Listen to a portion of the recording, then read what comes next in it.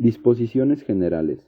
El artículo 213 nos establece que la sociedad civil se constituye mediante un acto jurídico, por el cual se reúnen de manera permanente dos o más personas, estas para realizar un fin común de carácter preponderantemente económico, lícito, posible y que no constituya una especulación mercantil. También nos menciona que la sociedad debe crearse para utilidad común de los socios. El artículo 219 nos dice que si se formara de hecho una sociedad que no pueda subsistir legalmente, se aplicarán las siguientes disposiciones. 1. A solicitud de uno o más de los socios o de cualquier persona interesada, se declarará la nulidad de la sociedad, la cual se pondrá en liquidación. 2.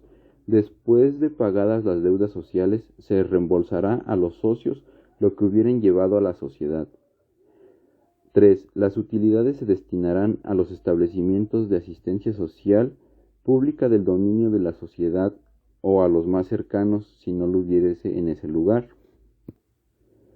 El artículo 220 nos establece que la escritura constitutiva de la sociedad debe contener los siguientes requisitos. 1. Los nombres y apellidos de los otorgantes. 2. La razón social. 3. El objeto de la sociedad. 4. El importe del capital social y la aportación con que cada socio debe contribuir. 5. El inventario y avalúo de los bienes que aporten en su caso los socios. 6.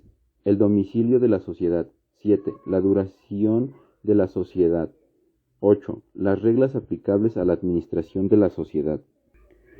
Después de haber hecho las cláusulas que se necesitan, el artículo 226 nos dice que después de la razón social se agregarán las palabras sociedad civil. En la sección segunda, que es socios, el artículo 228 nos dice que cada socio estará obligado, 1. Al saneamiento para el caso de evicción de los bienes que aporte la sociedad. 2. A indemnizar a la sociedad por los defectos de los bienes a que se refiere la fracción anterior. 3. A responder según los principios que rigen las obligaciones entre el arrendador y el arrendatario. Si prometió a la sociedad el aprovechamiento de bienes determinados. Administración de la sociedad. En el artículo 236 del Código Civil del Estado de Puebla nos dice que la administración de la sociedad puede conferirse a uno o más socios.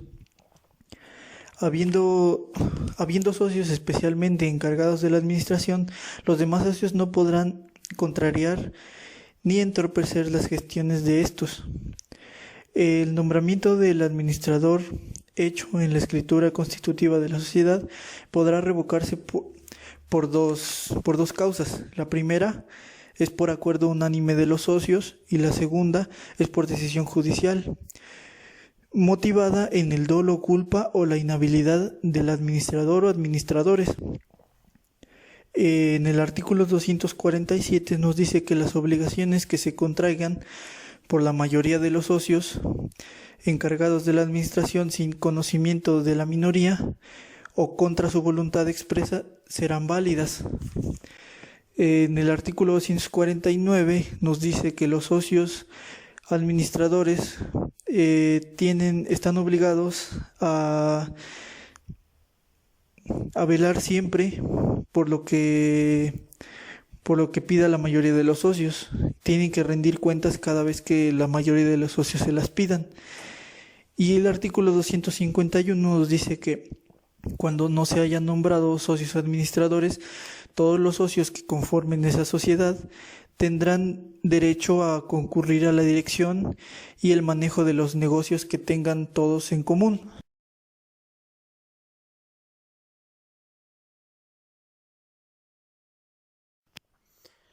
La disolución de la sociedad, de acuerdo al artículo 253 del Código Civil para el Estado de Puebla, se puede disolver por consentimiento unánime de los socios, por haberse cumplido el plazo prefijado a la sociedad, por la realización completa del fin social o por haberse vuelto imposible la consecución del objeto de la sociedad o por resolución judicial.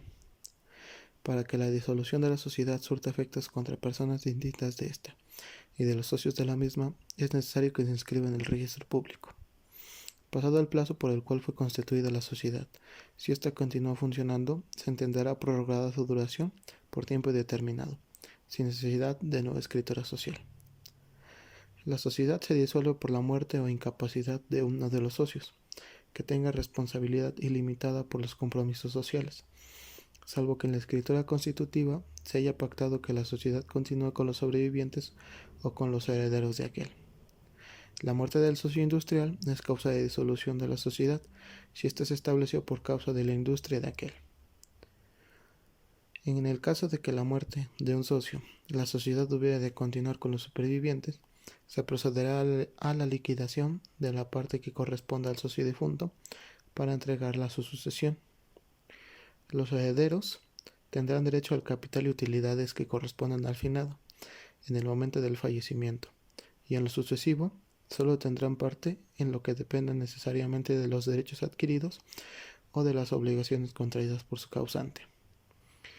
Cuando la sociedad, en caso de fallecimiento de uno de los socios, deba continuar con sus herederos, estos tendrán los mismos derechos y obligaciones que correspondían a su causante. Cuando se trata de sociedades de duración indeterminada, se disuelve la sociedad por renuncia de uno de los socios si los demás no desean continuar asociados.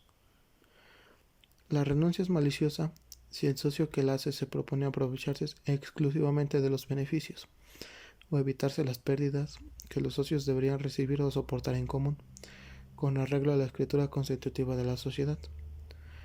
La renuncia es extemporánea si al hacerla el socio renunciante, la disolución de la sociedad que esa renuncia originaría puede causar perjuicios a la misma sociedad.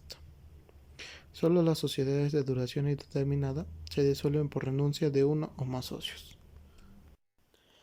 En las sociedades de duración indeterminada es también causante legítima para su disolución la falta de cumplimiento de las obligaciones de uno o más socios en favor de la sociedad si ésta puede perjudicarse irreparablemente por virtud de ese incumplimiento. La disolución de la sociedad no modifica los compromisos contraídos con personas distintas de ella y de los socios. La liquidación de la sociedad se practicará dentro del plazo de 6 meses por todos los socios, salvo lo que disponga la escritura constitutiva. Ni el capital ni las utilidades pueden repartirse sino después de la disolución de la sociedad. Si al liquidar no hubiese bienes suficientes para cubrir las obligaciones sociales y devolver sus aportes a los socios, el faltante se considerará pérdida y se repartirá entre estos en la porción establecida. Si los socios no llegan a un convenio sobre la división de ganancias, estas serán por decisión arbitraria.